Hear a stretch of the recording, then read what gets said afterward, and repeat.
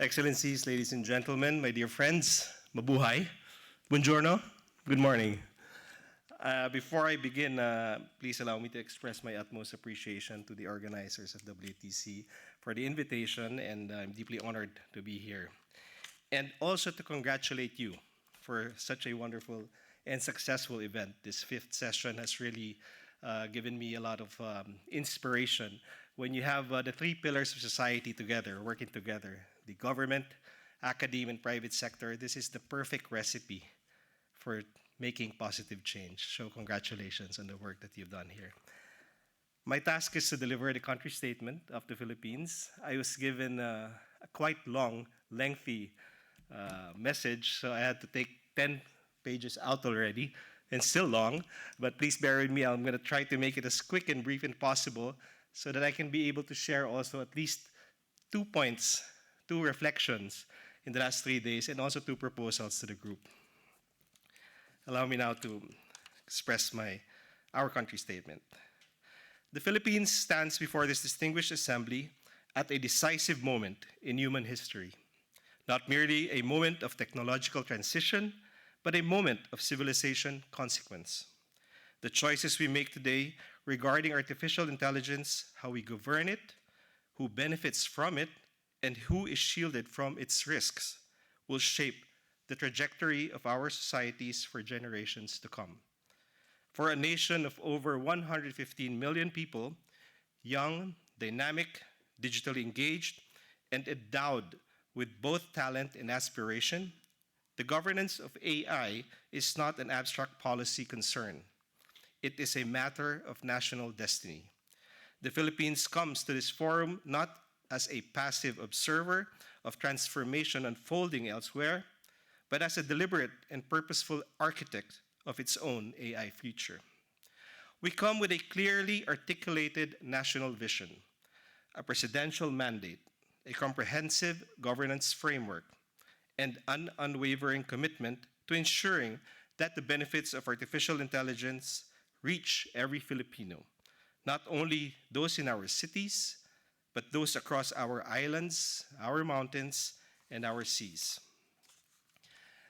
The Philippines envisions a trusted, inclusive, and ethically governed AI ecosystem, one that accelerates innovation and drives a globally competitive Philippines by 2028, consistent with our long-term national aspiration, Ambisyon Natin 2040. The vision has received the highest imprimatur of the state. President Ferdinand Marcos Jr. formally approved the National Artificial Intelligence Strategy for the Philippines, affirming that AI must power inclusive innovation, strengthen governance, uplift communities, and advance globally competitive industries. As the President has underscored, the Philippines must identify the most effective pathways to deploy AI in addressing our distinct national challenges, maximizing the benefits while deliberately mitigating its risks. This is not rhetorical. It is a governing doctrine backed by the full institutional commitment of the Philippine state. The national AI strategy is anchored in a Philippine AI program framework that provides a structured national roadmap through 2028. At its core are 5 strategic pillars: infrastructure workforce, innovation, data governance and policy, and deployment, executed in coordinated phases, with each agency assuming clearly defined and complementary roles. These are not discrete programs. They are interlocking components of a single national system, ensuring that AI becomes embedded with the Philippine development fabric, ethical, sustainable, and inclusive. The framework is operationalized through the collaborative AI ecosystem, comprising 4 institutional pillars: the AI Factory, advancing workforce and development; infrastructure, governance, and ethical standards; the AI Refinery, catalyzing research, development, and innovation through linkages among academe, industry, and government; the iHub, connecting regional industries to context-specific AI solutions, including through AI as a service platforms and a network of upskilling platforms, including the DOST Sparta program, aligned directly with deployment pathways. The, the priority sectors reflect the Philippines' most pressing development imperatives: agriculture and food security, healthcare and biotechnology, education and workforce development, creative industries and digital economy, transportation and smart cities, financial services and fintech, energy and environment, industry and manufacturing, and defense and national security. The Philippines makes a clear, unambiguous declaration to this assembly. Artificial intelligence and quantum computing are at the apex of our national research and development priorities. We do not approach these as separate technological tasks. We approach them as a convergent frontier, one that, when pursued together, has the potential to unlock capabilities far beyond what either technology could achieve alone. Quantum enhanced AI, quantum machine learning, and quantum accelerated data processing represent the next decisive horizon of technological advantage. And the Philippines intends to be a participant in shaping that frontier, not merely a recipient of its outcomes. We are calling upon our technology developers, research institutions, universities, and innovators across every discipline and every region to harness the combined power of AI and quantum tools in the service of the Filipino people. Specifically, we are directing these technological ambitions towards three defining national priorities. First, transforming the education at every level. Second, empowering our SMEs. Third, creating a new AI-powered industry. The convergence of AI and quantum computing is not a distant possibility. It is an approaching reality, and it demands that nations act now, investing in talent, infrastructure, and it demands that nations and international collaboration before the window for meaningful participation narrows. The Philippines is acting, and we invite our partners in this assembly to ensure that this frontier remains open to all nations, not only those that moved the earliest or spend the most. Ladies and gentlemen, we must be honest with ourselves and with this assembly. Even as the Philippines places the highest premium on AI and quantum computing as engines of national transformation, we are acutely and soberly aware that technological ambition without deliberate inclusion is not progress. It is the acceleration of inequality. And for a country as geographically dispersed, as socially diverse, and as uneven in its digital development as ours, the risk of AI-driven divide within our own borders and between nations is not theoretical.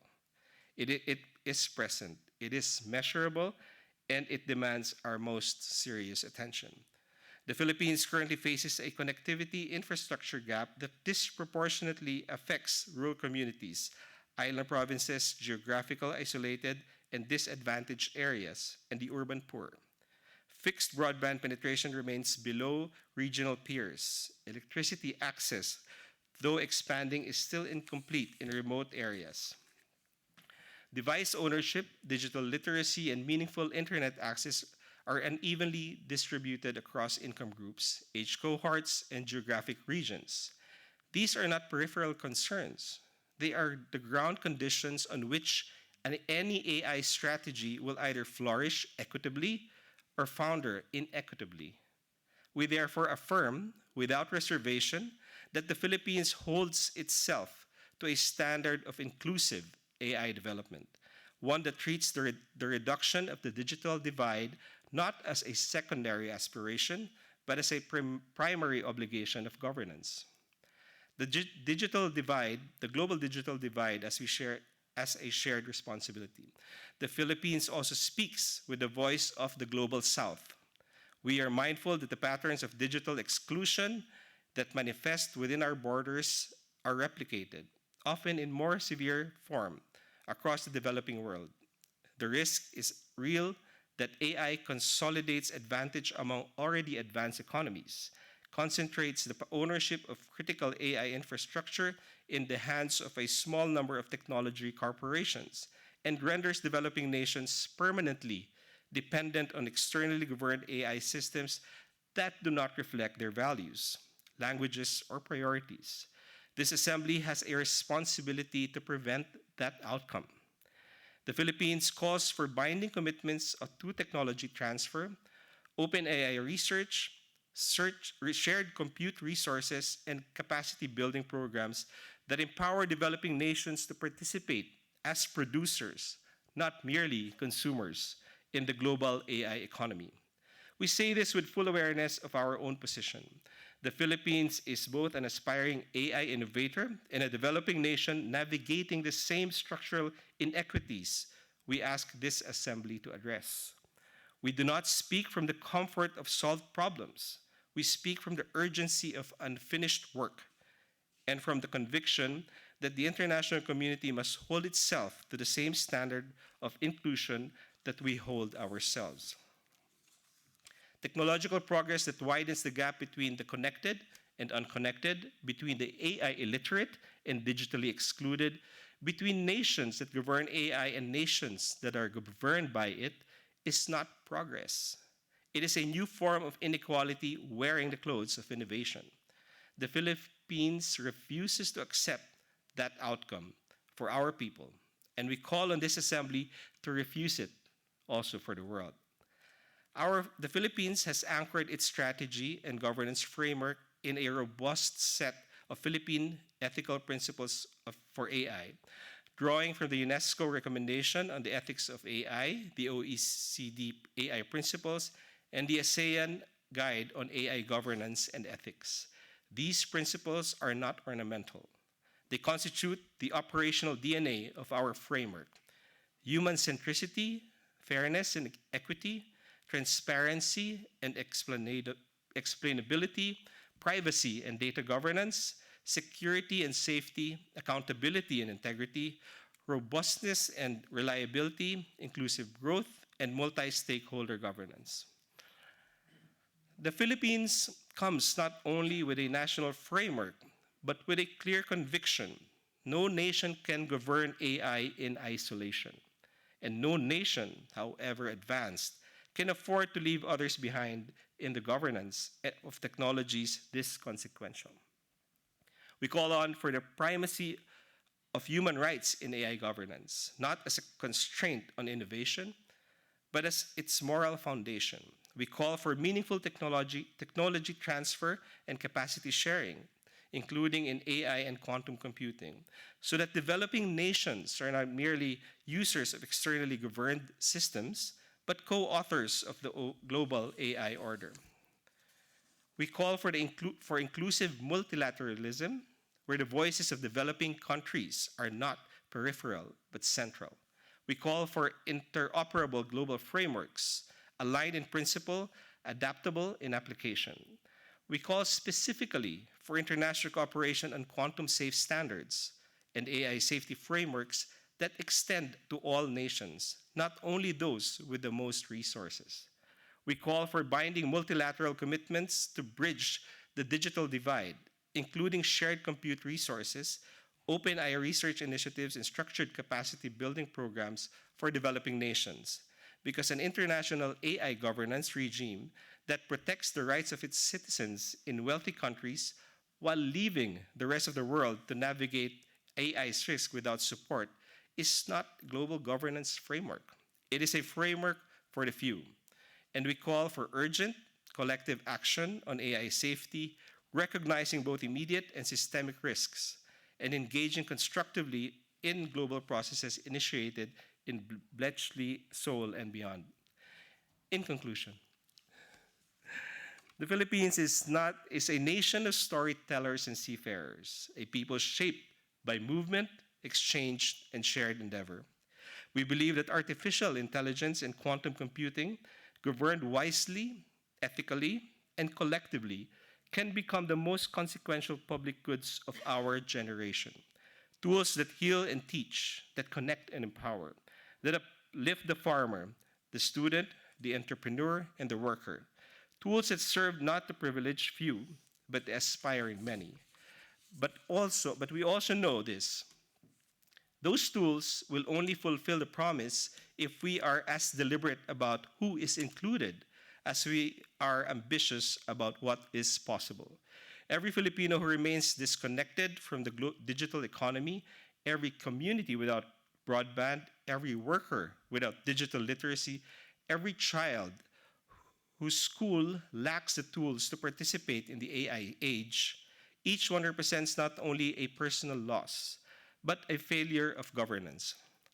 By 2028, the Philippines intends to stand before the world as a nation where AI meaningfully improves the lives across every province, every island, and every community. We are building, we are governing, we are consulting, and we are here in Lake Como Dialogue to work with all of you. Because the future we seek for the Filipino people is the same future that humanity deserves, one in which artificial intelligence is not something that happens to us, but something we shape and govern together for the common good of all.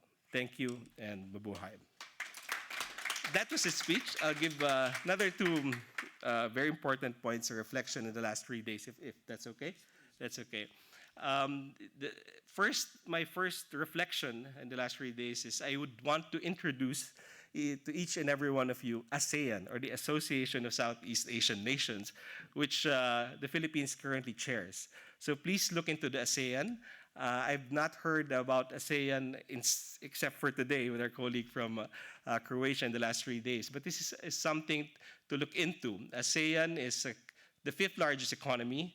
We have 600 million in population, which are really empowered and digitally savvy. So look into it. There are 11 of us now, including East Timor, or Timor-Leste. We include Indonesia, Philippines, Japan, Thailand, Vietnam, Malaysia, Brunei, Cambodia, Laos. So look into it, please. That's my first proposal. Second observation, the last 3 days also, I have been delighted to be part of this Congress. It gives me nostalgic, it's a bit of nostalgic for me because before I was ambassador, I was mayor for 9 years in Cauayan City. And I have always been advocating smart and sustainable cities framework. Sustainable, when the United Nations Sustainable Development Goals was launched, we were the first ones to localize it. And during my last 3 years, I was going around sharing the experience or the journey of Cauayan City in different forums, in Washington, in UK, in Africa, that smart cities are not exclusive for first world cities. A lot of the cities out there are not London, are not New York, they're just like Cauayan, my city. And a third-class city, highly agricultural city, and poorest in terms of income, was able to produce and implement projects and programs in the smart city framework. I think any local government or any city around the world can do it. Smart cities can be as complex as having ordinances passed that allow driverless automobiles to roam around the streets, which we're now seeing. It can have sensors all over in all streets of the city, but it can also be as simple as informing the farmers if it's going to rain or not. It's the same impact with the people. It's the same positive impact. So this is something that it's a call to action. So my second proposal, is look into the Philippines. By the time I ended in 2022, the League of Cities of the Philippines has already implemented the Smart Sustainable City Framework. So my second proposal is to all of you. If you need a city lab, regardless of size, if you want a small, medium, large, an urban city, agricultural city, look into the Philippines. We have 145 cities for you to engage with and use as your city lab to promote and use your solutions. It can range from population of 10,000 to 20 million per city. So it can range to that. So please use this, and please get in touch if there's anything we can do for you. Again, thank you for this opportunity, and mabuhay. Good morning.